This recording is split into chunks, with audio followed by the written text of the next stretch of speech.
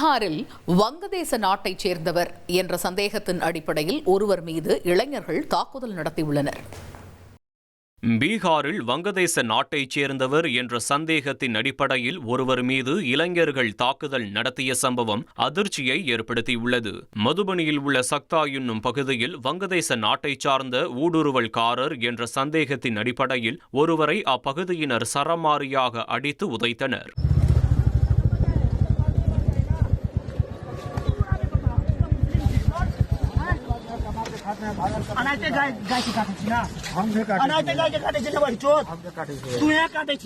இந்த சம்பவம் குறித்து காவல்துறையினர் வழக்கு பதிவு செய்து சம்பந்தப்பட்டவர்களை கைது செய்ய நடவடிக்கை எடுத்து வருகின்றனர். மேலும் தாக்குதலுக்கு உள்ளான அந்த இளைஞர் பக்கத்து மாவட்டமான சுப்பால் மாவட்டத்தைச் சேர்ந்தவர் என்பது தெரியவந்துள்ளது. இனி செல்லும் இடமெல்லாம் செய்தி. தந்தி டிவியின் வாட்ஸ்அப் சேனலை ஃபாலோ பண்ணினா செல்ல இருக்கும் இடமெல்லாம் செய்தி.